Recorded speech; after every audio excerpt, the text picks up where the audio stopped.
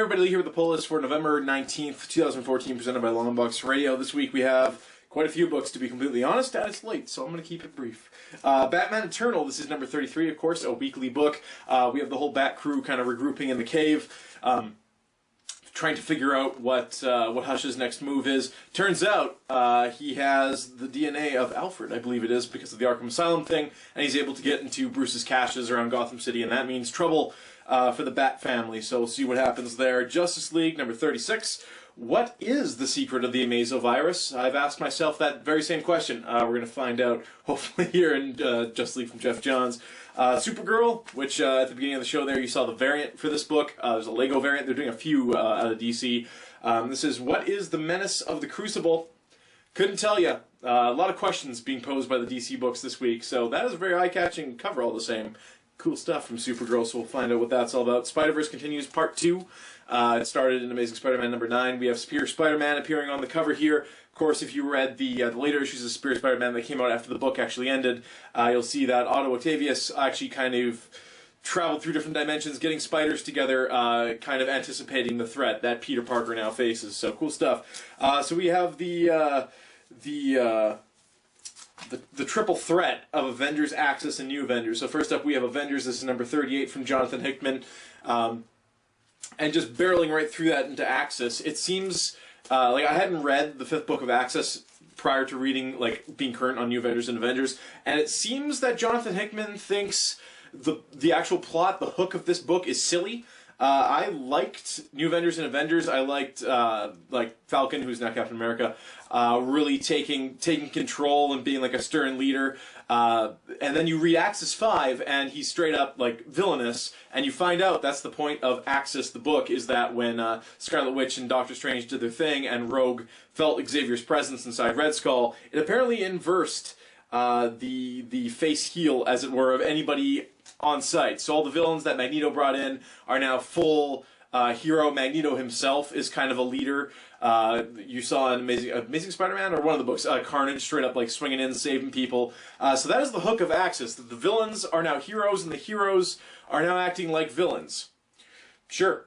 So yeah, let's see what goes on. We got Tony Stark in the corner there, who is kind of not really recognizable as Tony Stark until you realize that's what he's rocking these days. What happened at the end of last issue? Apocalypse. Apocalypse comes in and he's like, "Hey, give us the Red Skull, or we're going to beat up all the Avengers." Prior to that, of course, Falcon and I believe it was Medusa and like the Inhumans. They imprison most of the Avengers, thinking one of them is working against them, being all paranoid because now they are evil. Whatever. So there's number 6 of Axis, and we'll talk about New Avengers in a second. Daredevil, number 10. I did read the 9th issue of this book. I can't remember exactly what happened. It seemed like I don't know if there's been a hiatus. It was like this, Iron Fist, and Moon Knight were like, took a month off or something like that. I could be wrong. Anyways, that's from Mark Waid. It's been a good book so far. We got the 10th issue kicking right now. Guardians of the Galaxy, we are out of the Cancerverse. We had Gamora shedding a single tear last issue at the fate of Nova in the Cancerverse. We're moving on now. Venom, center stage, Flash Thompson, presumably, and quite a few symbiotes on the front there. So we'll see what's going on as we get back into the swing of things of a Guardians of the Galaxy. The Cancerverse thing spun out of something. There was a story I missed somewhere along the line, and the Guardians of the Galaxy had to clean it up in their own book and interrupted the storyline they had going on, which I thought was kind of odd, but it happens. Moon Knight, number 9, a book I just mentioned, from Brian Wood.